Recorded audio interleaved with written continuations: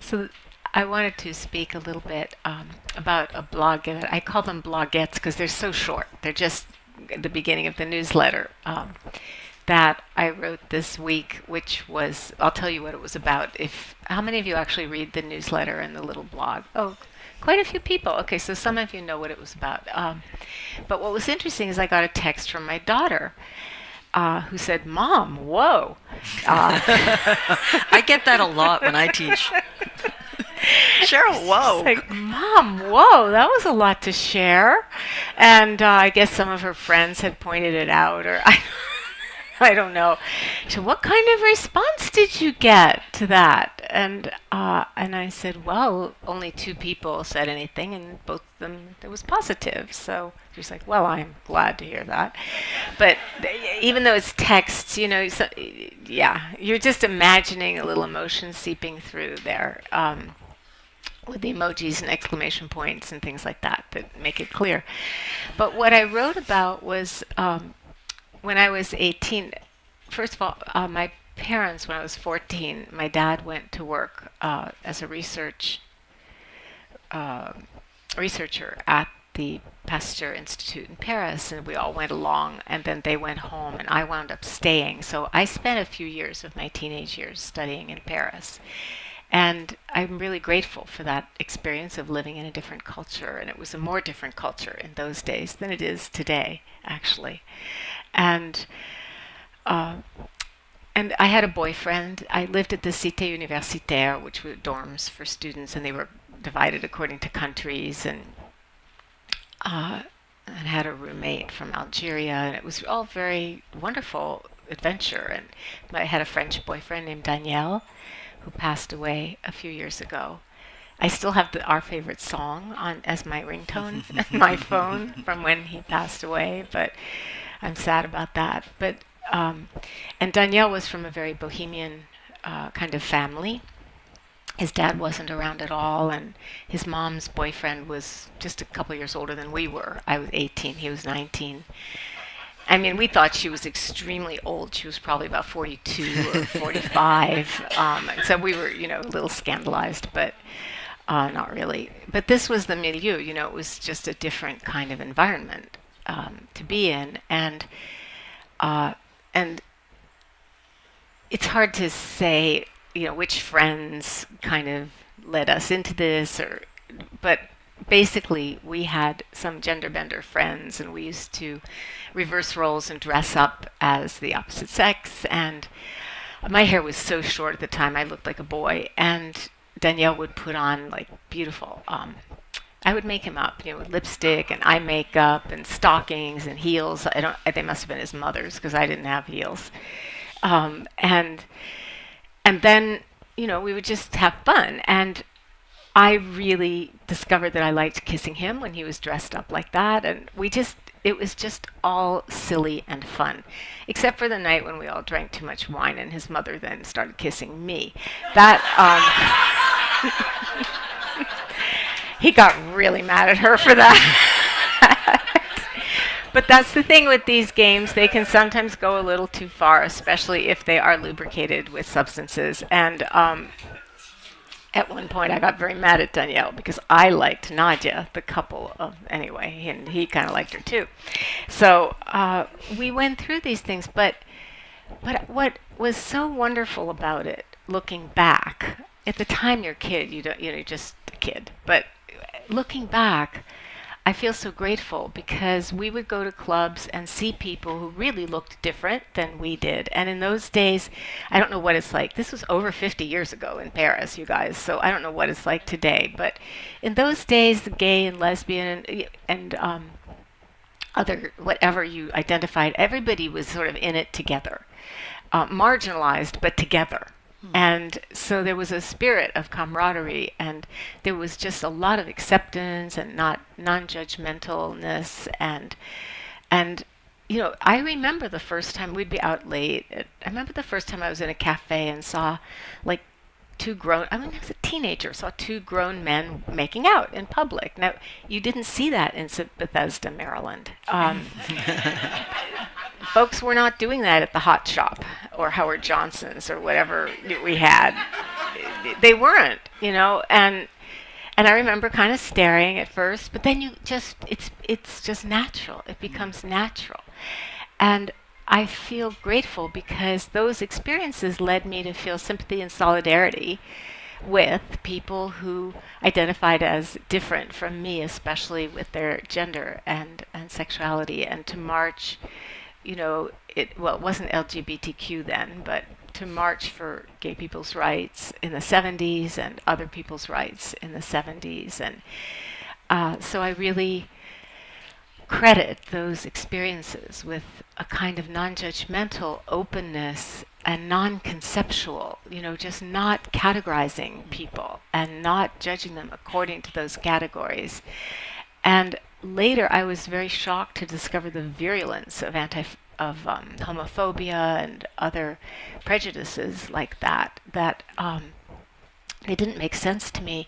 But when I studied psychology, I thought, oh, it's really because people aren't able to feel comfortable with their own attractions to things that are different from what you're supposed to be, who told you, to be attracted to.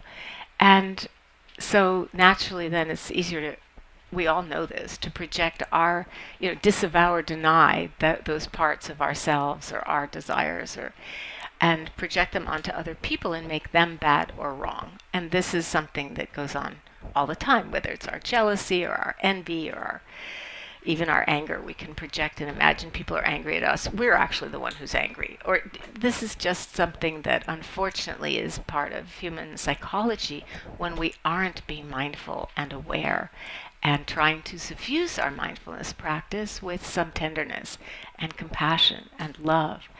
And really, all of these factors of awakening, or I was thinking of it in terms of the paramitas, these spiritual strengths that we develop, generosity, and that's all right, as long as it wasn't mine.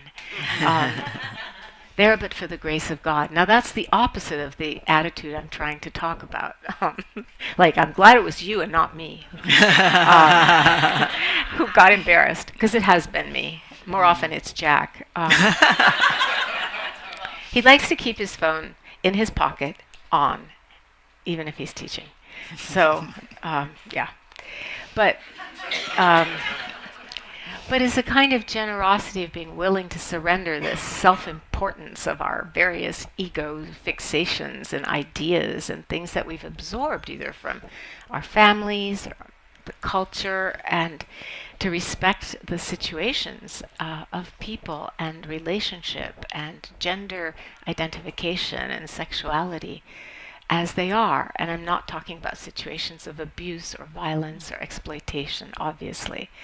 I'm talking about just having some unconditional openness of heart that isn't claustrophobic or prejudiced or limiting, but instead comes from, or intimidating, but instead comes from a vaster perspective of wisdom that can be inclusive and embracing. And so that's, I think, the sort of introduction to Cheryl that I wanted to share with you, and also just to kind of loosen it up a little bit, because I think that when we're honest with each other about our experiences and our feelings, it gives each other permission, right, to acknowledge them. And if I do, then if you trust or respect me, then you do more for yourself, and vice versa. If that's how it works. So that's why I share with you, not to shock my daughter or her friends. And it's always hard to be anybody's child. So that's fine. I understand that. But part of what we're cultivating here is a kind of basic sanity and warmth toward situations and each other as we are. So I want to turn it over to you and hear what you have to say, and then we'll have a chance for discussion, for conversation together. Thank you. Thank you. What time do you want to start the discussion? I don't. Approximately. I don't care. We're very loose about time. Any time I'm involved, it's going to be like that. So, I would say maybe in about 20 minutes. Does that sound? Sure. But please feel free. Half hour, whatever works for you, Cheryl. You're our honored guest. Oh, thank you. Yeah. Thank you. So, and Cheryl's from a different culture. She's from am. Canada. Canada. I know. Land of gay marriage, free pot, and a non-crazy leader.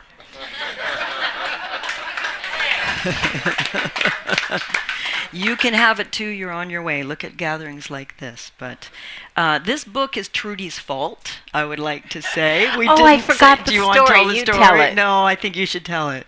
All right, It's gonna be funnier. I'll tell you why it's my fault. And the book, just so because you probably can't see, it's called Buddha's Bedroom, The Mindful Loving Path to Sexual Passion and Lifelong Intimacy,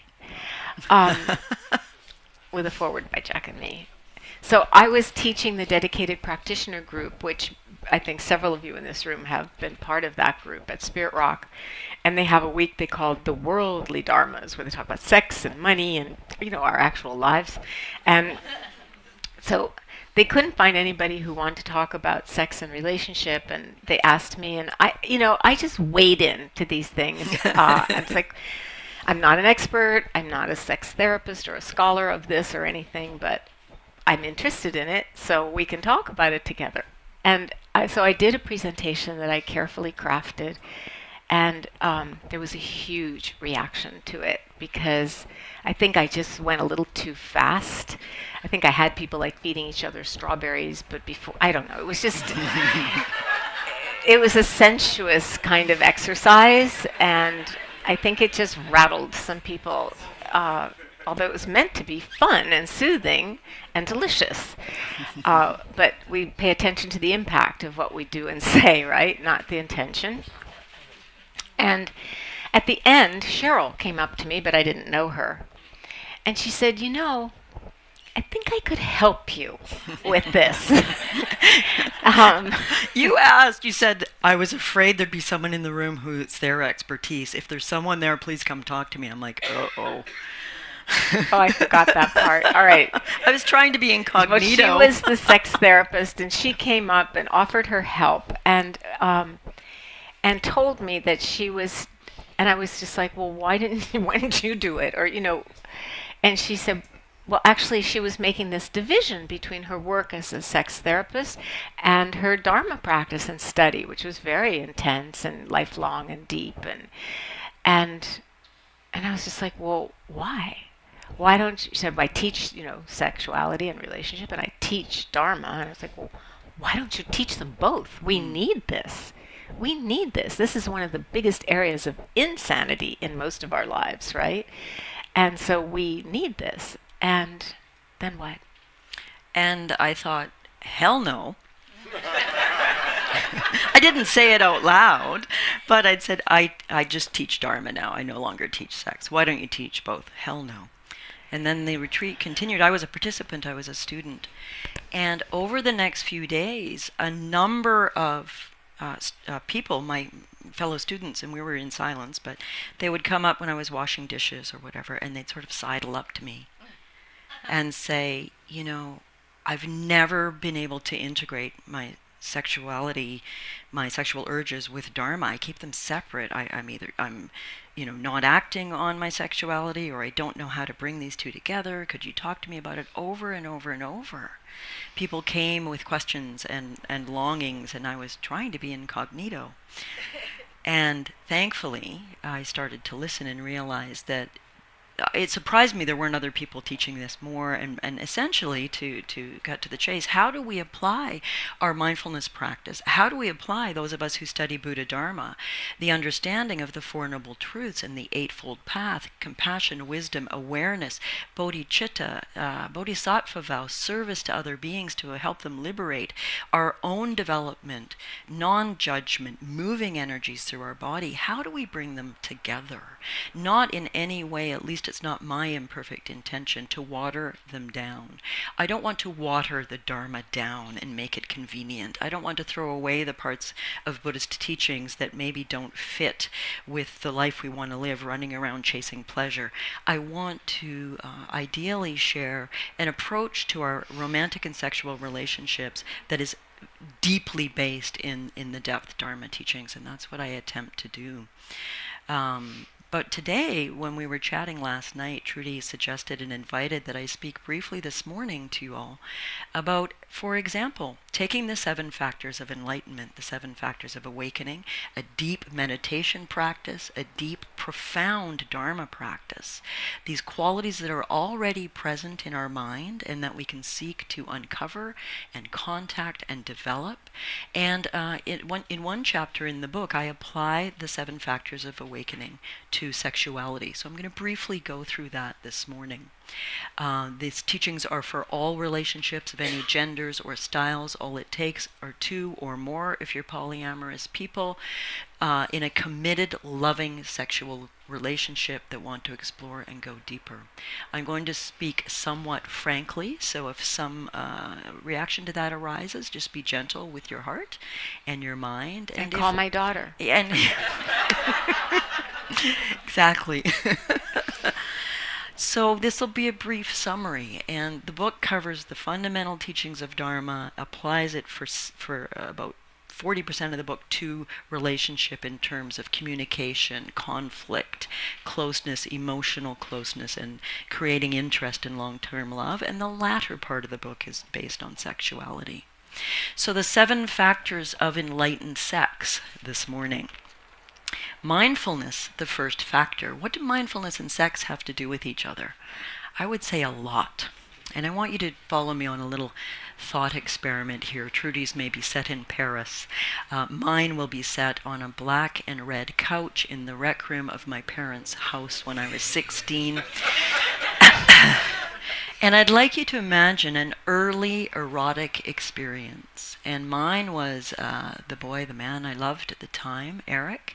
And I was 16, he was 21, and we decided to wait for full sexual intercourse. I was a virgin, he wasn't. But we made out for hours. And I know almost all of us can recollect something like this. I want you to imagine for a moment early erotic experiences. In this case, we more or less weren't going below about here. And we would kiss literally for an hour or 2. And all of our mindful, focused, joyful attention was on lips and teeth and tongue and touch and nibbling. And it was profoundly focused. Do you remember those feelings? You weren't thinking about your math homework. You weren't thinking about taking the dog out for a pee or doing your chores. You were profoundly, deeply mindful of the touch, of the eroticism, of the connection between that person and you. We all have this naturally in our being, and we've all experienced it naturally in our being, particularly in the early part of a falling in love affair.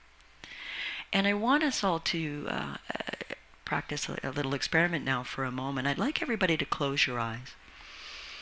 And I'd like you to take the fingers of one hand, let's say it's your right hand, and with your eyes closed, I want you to gently stroke the inside of the wrist of your other hand. If you're using right fingers, it's your left inner wrist. And I want you for 1 minute to pay mindful attention to the sensations of touch.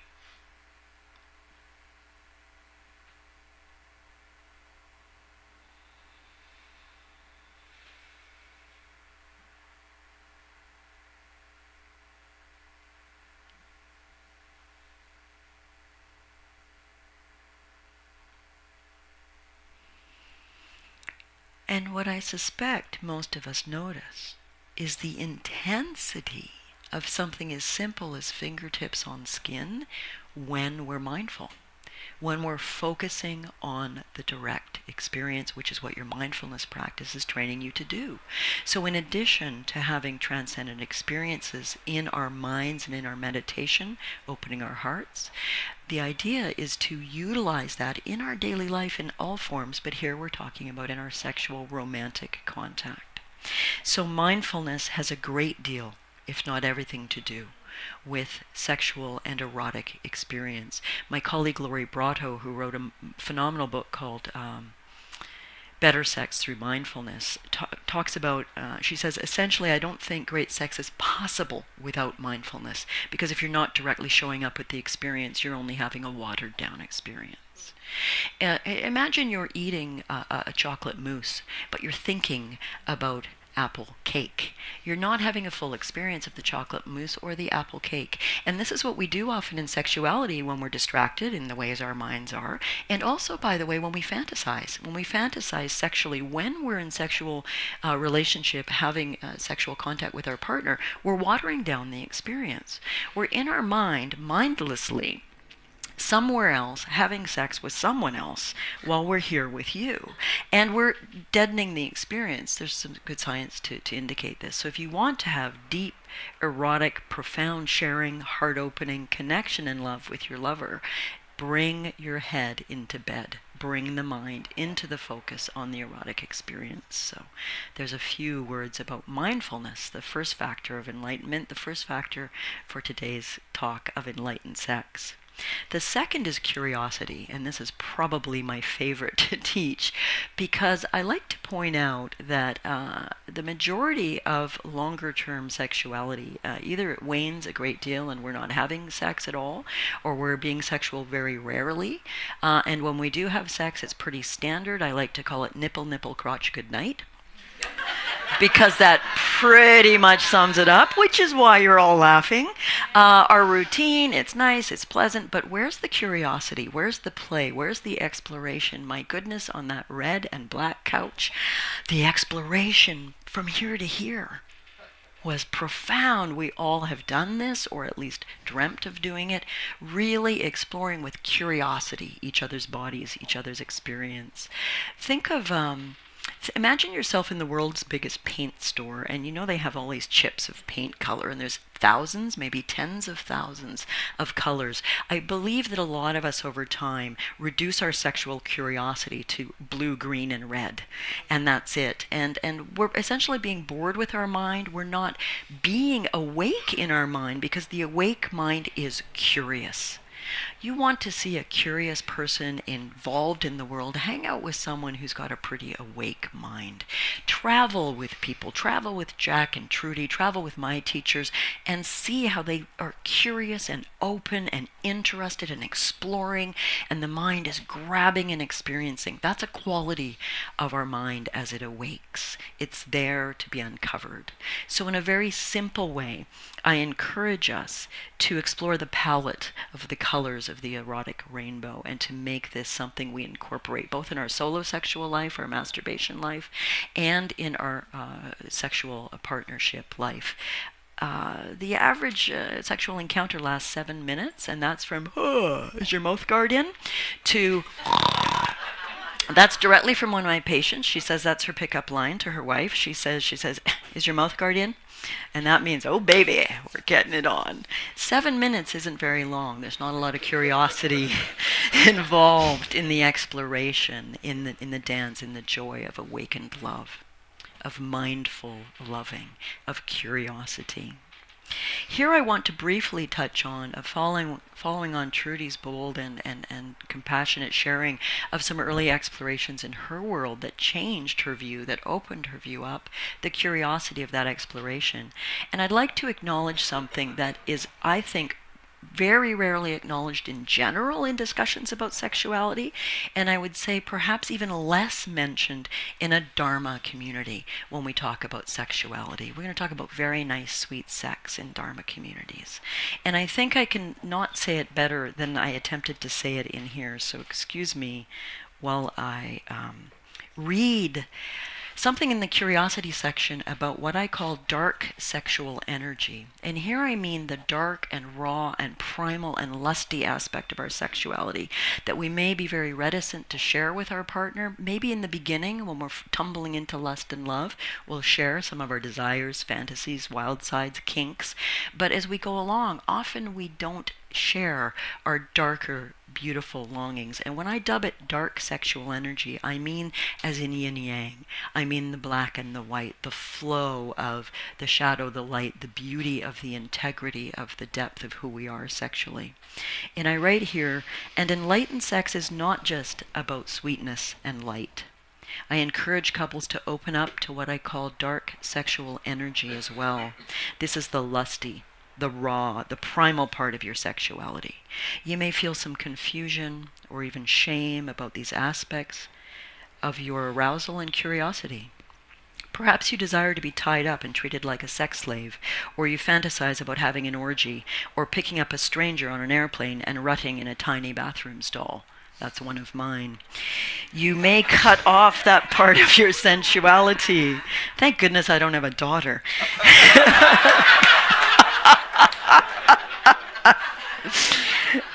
You may cut off that part of your sexuality or compartmentalize it away from your lovemaking, never sharing your dark energy urges with your beloved.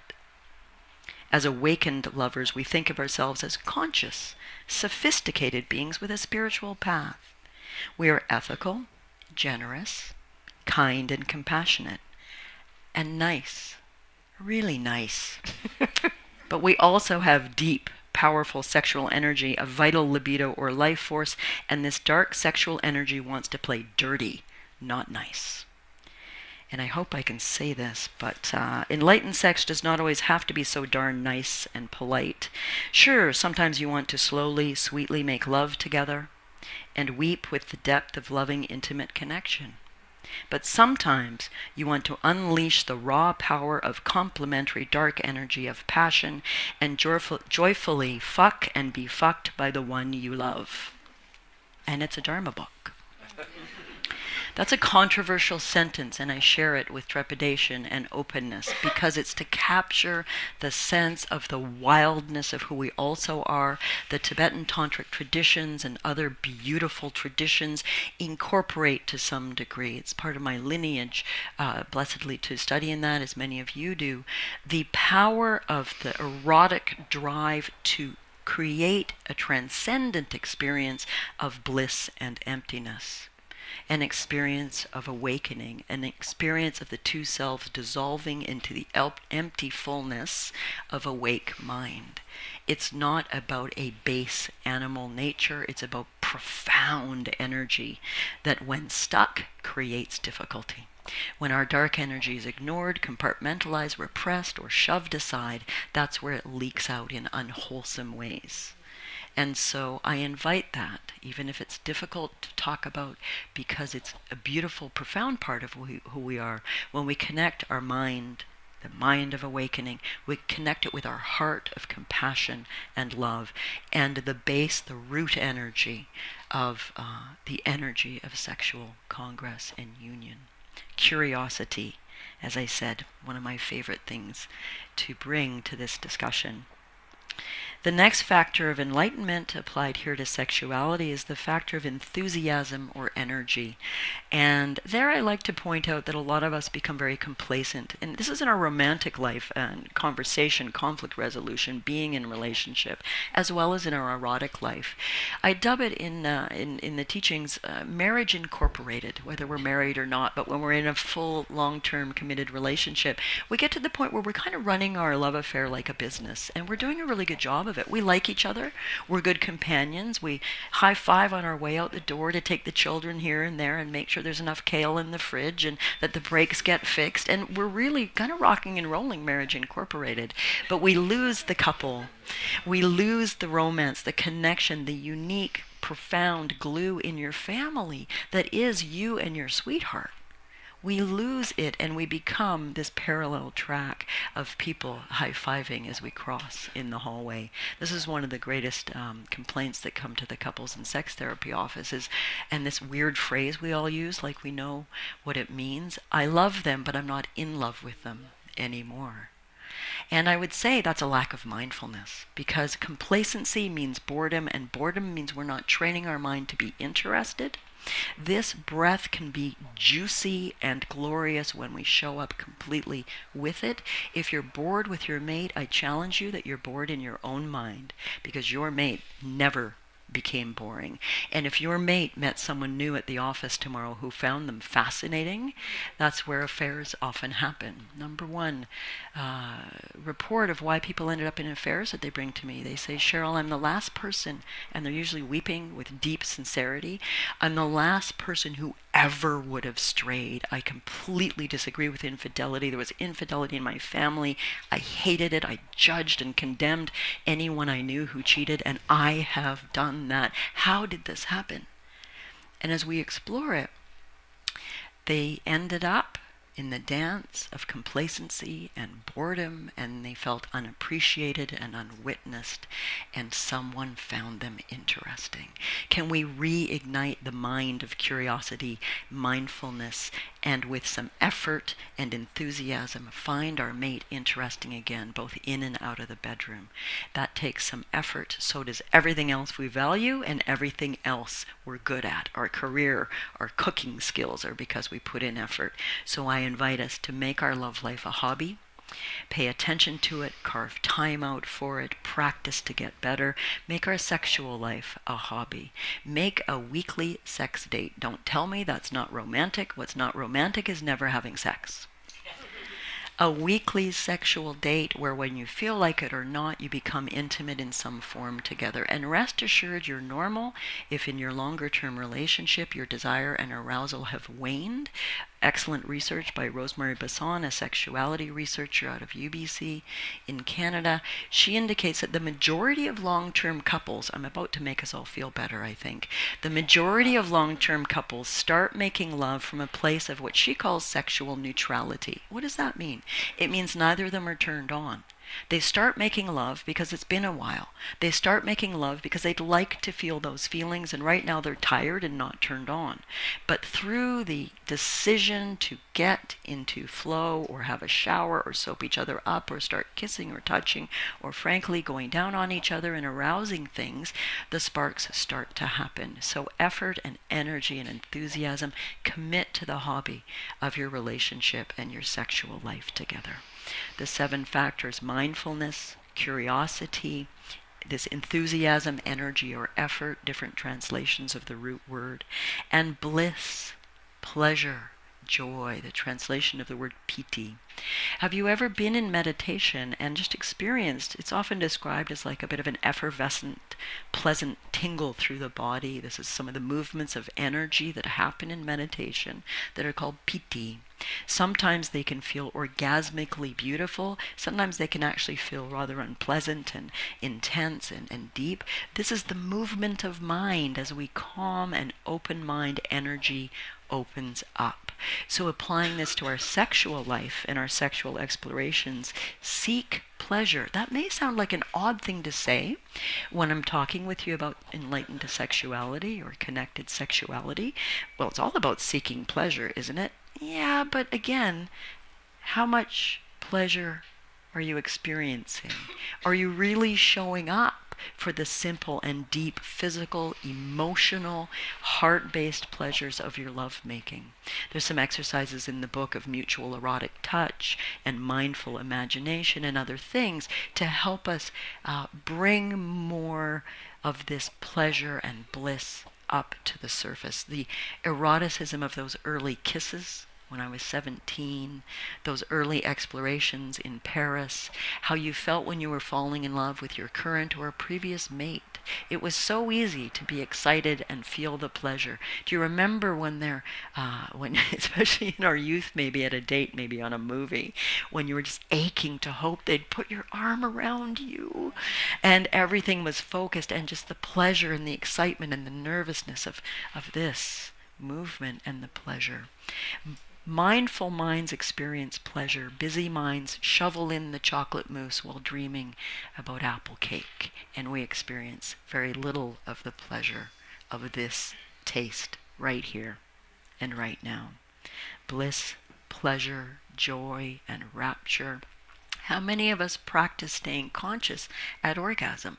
How many of us stay present with the eyes of our partner, with the mutual experiences while one of us is reaching that climax? How many of us stay deeply in the pleasure?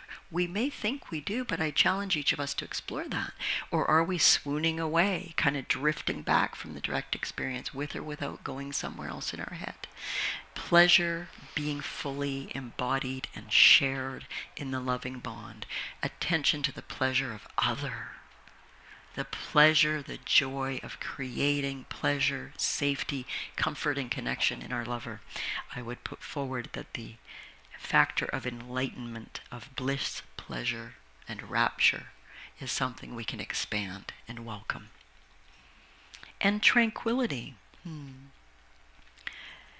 What I love about the Buddha's teachings is the depth and breadth of the qualities and the balancing, in this case, of three active qualities that I've just covered. Curiosity, enthusiasm, and bliss are considered activating qualities.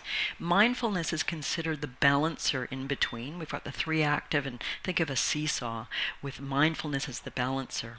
And then the other three of the seven are the grounding, settling, focusing qualities of tranquility, concentration, and equanimity. And here, in a way, we flip the script from this energetic, curious exploration of wildness and depth and profundity to sinking more internally and in the connection with our beloved into tranquility, to just the peacefulness under the excitement, under the busyness, the beautiful simplicity, that ocean under the busy waves. And one thing I suggest to explore, you already probably some of this do this naturally, but you might want to make it more deliberate, is post-orgasm tranquility nestled together.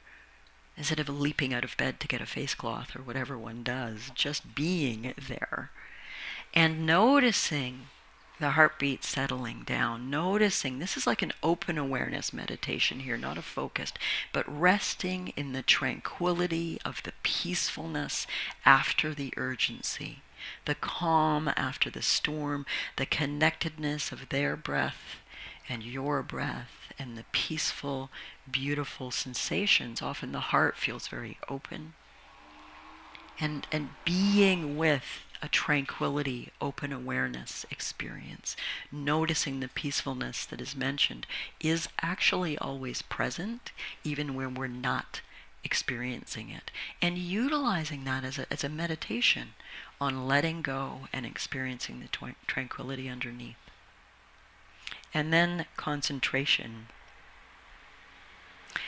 I at times have the pleasure to teach about tantric sexuality, and again, my lineage is dual: Theravada and Burmese Vipassana, and Vajrayana tantric Buddhism.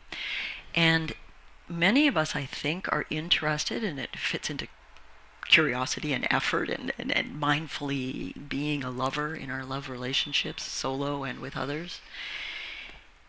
Essentially, you need some quality of the ability to concentrate your mind in order to experience and explore transcendent sexual experiences like tantric sexuality. Some of you are no doubt wondering, what is tantric sexuality anyway? It's defined various ways, but I like to ground it, of course, in the teachings of tantric Tibetan Buddhism. Tantra means to weave together, the Sanskrit word. And what I would put forward, if we were applying tantric principles to sexuality with our human partner, because we can do tantric meditation in an imagined form, which isn't about sexual congress, it's about the union of bliss and emptiness, but that teaching's maybe for another day. If we're talking about sexuality with a partner, I'm going to briefly describe the difference between a typical climax orgasm and what a tantric orgasm might be. And I would put forward that a climax orgasm, the orgasm we would typically consider our orgasm to be, is like a firecracker. So imagine you've got a firecracker with a fuse, and you light it, and the fuse goes, that's the typical climax orgasm. Now everybody likes a firecracker, except one of my dogs. She's absolutely bloody terrified of it, but firecrackers are nice. They're great. And the average, the biology of orgasm, by the way, for male orgasm is a male orgasm lasts 7 seconds, and a female orgasm lasts approximately 21 seconds. Oh, sisters, 3 times longer. That's a pretty small amount of time, though. Imagine if you could take the beautiful sensations, physical, and ideally in this work, those physical sensations are joined with the heart and joined with the mind and joined with the other. Imagine if you could take those bliss, joyful 7 or 21 seconds and expand those feelings through your entire body. Open the heart to unconditional loving kindness and have the mind deeply concentrated in what we might call a jhanic absorption, for those of you familiar with that term, where everything but the object melts away and there is complete and utter focus on the experience, which then arguably dissolves into full awake mind. On the sexual level, imagine you can take that firecracker and turn it into a bonfire of which you are the fire master, fire mistress, and you can have a raging fire of energy. That's the orgasmic pleasure and mental emotional union with partner. You can draw the fire up as high as the sky. You can bring it down and gentle it to coals with all the potential of that bonfire to be illuminated again. And back and forth, exchange that kind of pleasure and bliss energy with your lover, opening your heart, connecting and melting into what one might say is a state of empty fullness. It's a little bit of information about a very big topic, but concentration is the doorway into expanding orgasm into a full body experience with or without a typical climax, but the joy, bliss, emotional and sensual pleasure spread between you and in the space in between until it all dissolves into one. If you're interested in that, I invite you to explore it, and don't be discouraged that it will take a while, as does training our mind to be clear and focused at least some of the time. But that's how I would offer the quality of concentration and how we would apply it potentially to our sexual life. The 7th factor of equanimity. What a beautiful balancer to all of this, which can sound like striving and letting go, and on a deeper level it's not. But can we bring equanimity to our sexual and romantic interests, difficulties, and all the rest of it? I was so touched that Trudy offered Winnicott's explanation of being a good enough parent. There's a beautiful model I intended to refer to here in the equanimity section. Barry McCarthy, a wonderful sex therapist who's written a number of books, he and his colleagues have developed a model for healthy sexuality to help couples who are distressed in that way, called the good enough sex model.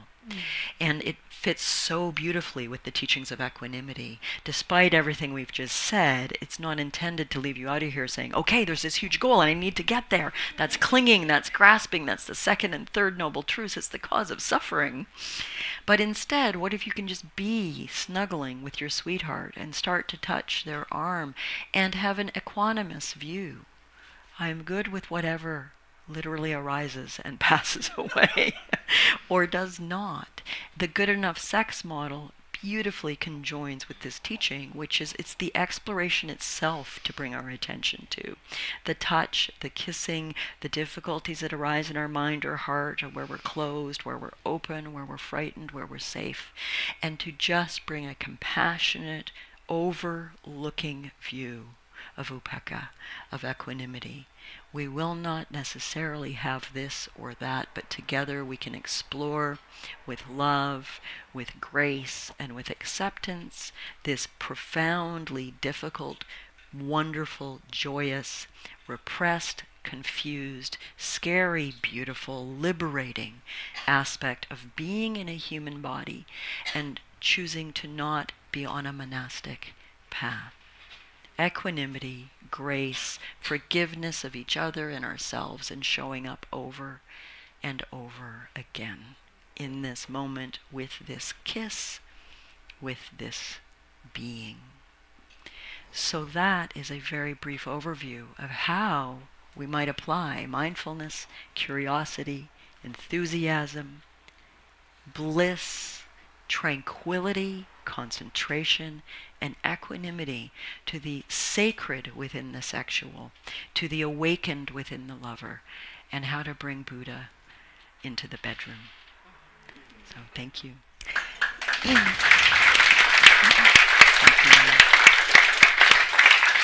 So Cheryl, Here's Cheryl's book. I want to really encourage you to buy Cheryl's book. And where can people get more information about this? Yes. So if you Google Buddha's Bedroom, you can certainly find the book. We have some for sale here today for those of you in the room. And you can find me on my website, which is drcherylfraser.com, or if you Google Buddha's Bedroom, you'll probably find me. On the website, there's a Buddha's Bedroom page with some free audio meditations, including meditations for couples, and free videos where I talk more about tantric sexuality and desire and arousal. So please help yourself to those. And in the fall, I'm offering an 8-week course for couples online with teachings and lessons and weekly coaching. And if that's of interest, you can find out about that on the website too. And for those of you here, or I guess in the world, there's an offer today if you want to sign up for weekly free teachings, or even if you don't, put your name and email down and we'll put you on a list to receive a $200 gift certificate towards the online program if it's of interest to you. But mainly just love each other and show up and seek more teaching to liberate the lover within. So if you have anything you'd like to share, any questions or comments or whoa, Cheryl, or, anything. And it can be about your meditation practice. It does not have to be about what Cheryl spoke about. No. Thank you. I wasn't going to say anything, but it's interesting that I just read this article last night that, intersected really amazingly in my mind about what your topic. And I the fact that you even talked about the, combining sexuality with the Dharma practice. And, I grew up my mother was a very good Catholic Christian woman. And what's interesting is it's like in my mind, they were two different things. It's like how I live, my values, my morals, but sex is different. And there's this amazing article in the Atlantic magazine by James Carroll that talks about, all that badness came from this teaching of Augustine of Hippo that just permeated through the culture. It's also not just religious, it's Western civilization. And something so fundamental as sexuality, I mean, that's how we get here. And it's incredibly liberating. I realize that I myself didn't even, there was still that split. Yes. So I thank you. I think it's incredibly valuable. And that article also mentions how not doing that leads to all kinds of abhorrent behavior and crimes even. So cutting off that which is present and pretending it's not there. And it's hurt society and culture in so many ways. So thank you. Thank you.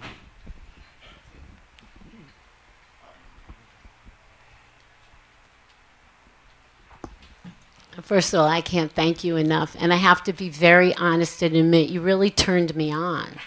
I mean, I'm all ready to go here. When Trudy was in Paris, I told some of you 2 years ago, Yale offered 4 women, myself included, a room to talk about women's issues. The room was the size of a closet. It was 1972. All of a sudden, more women kept coming and more women.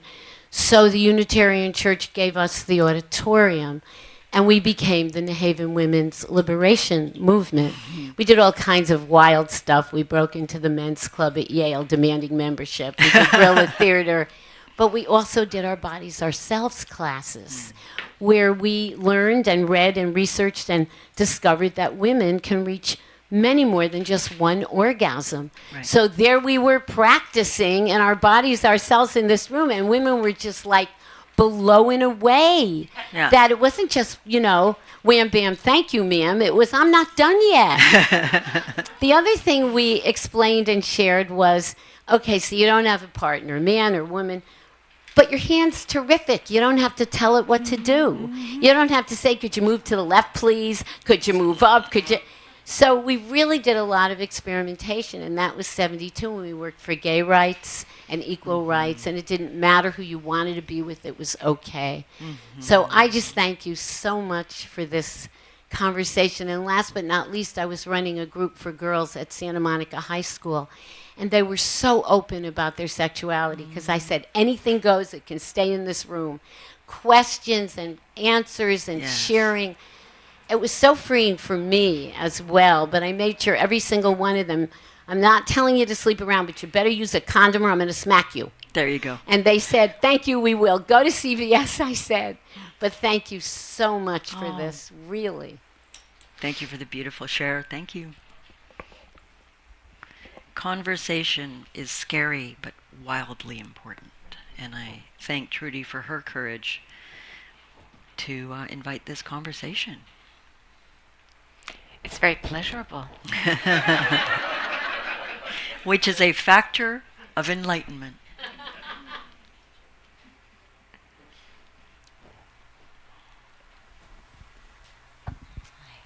I join everybody in thanking you guys for this. It's incredible.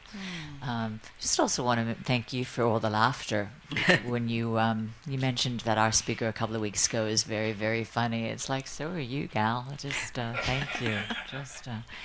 I have been thinking about something, and I have a feeling you've probably thought about it too. So, and it's to do with getting older, which generally I love.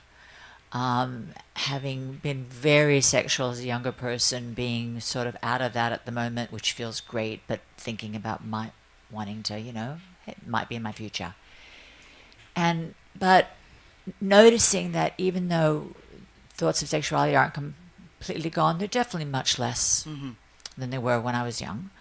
And it'd be nice to find a partner, and if it was historically that's been male, to cut it to the chase, I'm scared of Viagra.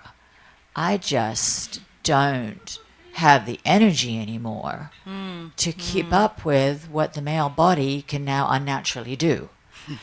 And I have a feeling that's something that you might have thought of, and I talked about it, explored, and I'd be interested in your thoughts on sort of the impact of Viagra on the sexuality of older women, Right. A fairly complex topic, but I may be able to reassure you a little bit, and any other partners of men, whether you're male or female partners of older men. Viagra won't generally lead to an erection unless the mind of the person taking the Viagra is also interested. It's not quite the magic pill it's touted to be. So if we separate here desire and arousal, I teach them separately, most sex therapists do. Desire is the mental part of mentally being interested, turned on, thinking about. Your body may or may not be at all aroused, but the mind can be, I'd kind of like to make love, and it might feel like, a bit of a desert wasteland, but the mind is interested. So I would say fear is a story in the mind, as you know, and to say, there's some trepidation here around a story that perhaps if I become involved with a lovely partner, due to medication enhancement, he'll be ready to go all the time, and I don't necessarily wish to be.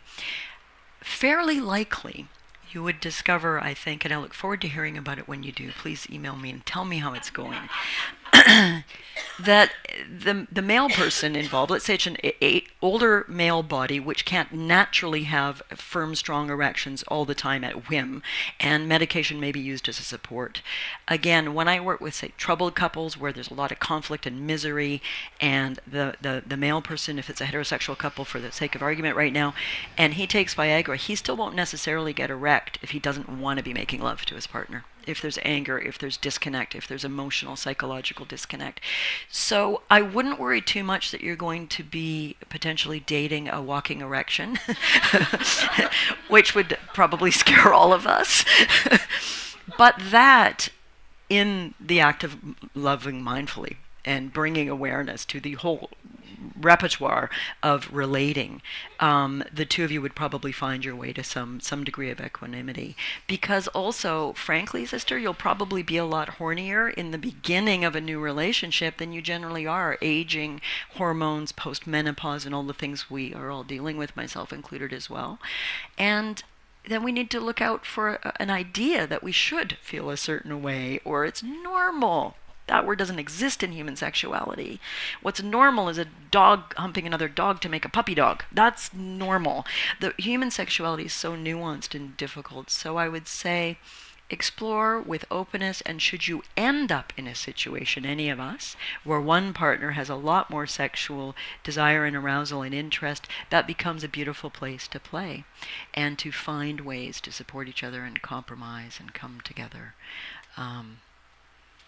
What is it? There is no fear, but nothing to fear but fear itself. So yeah, it's a beautiful conversation. But this work, not just my work, the work of mindfulness and sexuality. I mentioned Laurie Brotto's book, Better Sex Through Mindfulness, terrific one to also get, is about we're able to create more of a mind of desire, even if our physical bodies are less there. And you may find that unleashes a new 2.0 version of the sexual being you used to be, of the age we're at, of the experience we're at. Not trying to mimic who we were at 18, but to incorporate some of that same joy and pleasure in our more mature beings. So I don't know if that helps or not, but thank you for the question. We have time for one more question.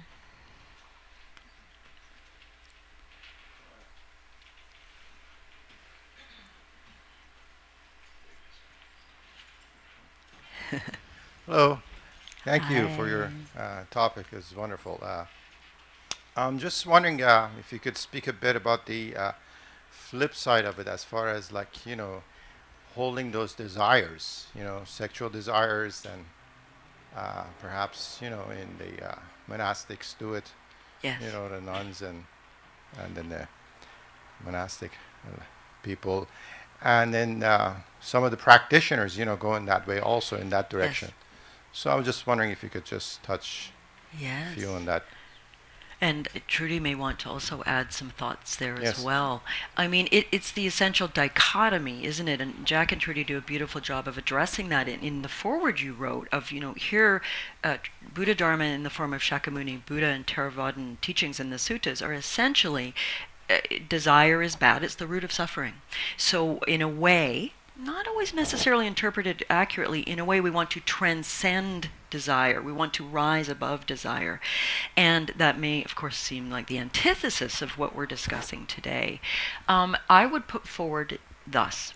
If any of us, whether for spiritual reasons of taking a monastic path, a nun path, a Christian, Buddhist, etc. path, or laypersons who choose celibacy, who choose to not be sexual, there is absolutely no problem with having a non-expressed physical sexual life, providing it's not repressed and cut off and thought to be bad or evil or base or wrong, and we build a wall against it, because the nature of the psyche and human experience is that generally if we build a wall against something, try not to think about a pink elephant. Whatever you do, don't think about a pink elephant. When we try to push things away and it's not incorporated and transformed, it can engulf us, which is where we see some of the worst and saddest expressions of repressed sexuality within certain celibate institutions and politicians. And I'm not being a smartass with that. I'm talking about I'm a good Christian politician who loves my wife, and oh, I got caught with my pants down. Repressed and cut off sexuality doesn't work. So if we're choosing a celibate path, if it's to incorporate the energy and transform it, acknowledge it, not cut it off, surely I'm not the only one, especially when practicing in long tantric Tibetan retreats, who gets really horny sometimes in meditation retreat. But maybe I'm the only one. I feel very embarrassed right now. But what do we do if we're in a practice in retreat? And hardly any teachers say this, but ideally don't masturbate when you're in retreat. Watch the rise and fall as you would your itchy nose. Not because it's wrong or bad, but because you're bringing mindful attention to the rise and fall of these feelings without choosing to act on them in certain ways. That's not repression. That's acknowledging. And I'll turn it over to Trudy in a moment, but if one chooses to be celibate in lay life or in practice life and in taking a full 10 monastic precepts as a female or male being, don't pretend it isn't there. I spent 7 months as a Dharma bum in Asia, as many of us did, going on retreat in Nepal and India, and I was younger and prettier and blonder at the time, and people were said, traveling alone in India and elsewhere, you're going to get a lot of male hassle. I got almost no male hassle until I was in Bodh Gaya, the site of the Buddha's awakening, where I was accosted by 3 different monks of 3 different lineages. Nothing terrible happened, thankfully, but a young Tibetan monk grabbing my wrist and trying to pull me in the bushes, and he had enough English, and it was very poignant and very sad. He was pleading with me, please, may I kiss you? Please, may I kiss you? The perception being that as a Westerner, I was sexually liberated and loose and would maybe do that. And another groped, all in robes. That doesn't work. Repressing doesn't work, but incorporating. I work with beautiful Rinpoches, some of whom are married and in sexual congress with their partners, some of whom the Dalai Lama's lineage of the Gelugpa, mainly a monastic path. Taking energy, it's just energy, and through the process of depth meditation, transmuting it into bliss and emptiness is very different from pretending it's not there, and it ambushes us. So I hope that helps. Yeah, thank Over you. to you, wise one. Well, we actually have to stop this incredibly juicy conversation, which I hope has been interesting for all of you. And, we have, I remember there is a certain prejudice among the monastics, which is understandable because they're trying to be celibate. And I remember at the end of the retreat, once the 3-month course in Barrie, they would do skits to make fun of the teachers. This is the end of 3 months of silent meditation, day and night. And one of the sayadaws from Burma, when asked a question about sexuality, and this also was 40 years ago, when asked a question about sexuality, said, sexuality is base, gross, and disgusting. So during the skit, they reenacted that exchange where the student asks the sayadaw about sex. And in this skit, the sayadaw says, oh, yes, it's basic, engrossing, and worth discussing. Oh. So I want to remind you that we have a donate button if you're in the live stream. I don't know if there were questions from the live stream folks, but there were not. Good. We didn't overlook you. There's a donate button. Please press that button at least once and donate. And there's the equivalent of a donate button out on our in the reception area, the lobby part, where it's actually an alms bowl from a monk.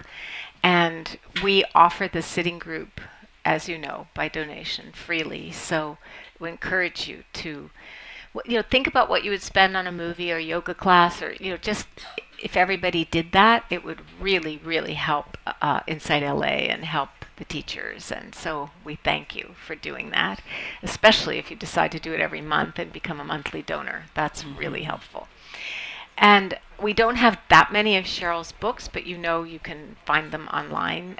They sold quite a few in the previous days of Cheryl teaching here. And I want to thank you for coming. Oh, thank you. So much. Thank you, because it's been a joy to have you. And Thank you. yeah. Thank you.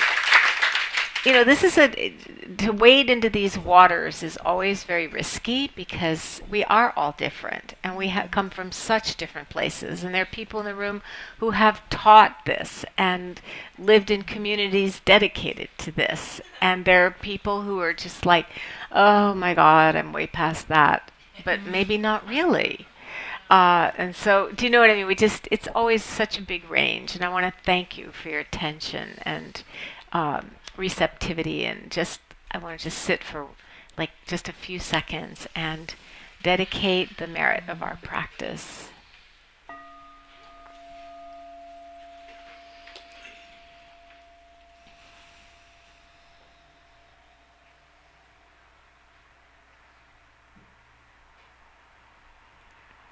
And always at the end of a period of study and practice together, we express our our understanding of the privilege that it is to be able to be here and hear teachings and meet new teachers and have a chance to practice in community and support each other that way.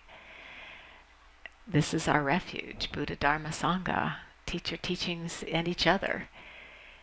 So we offer the goodness of our practice, whatever we've learned, however it's benefited us, to the welfare and benefit and blessing of all beings everywhere. May all beings appreciate, realize, have compassion for their various sexualities and genders, and learn to just, oh my gosh, love each other for our different ways of loving.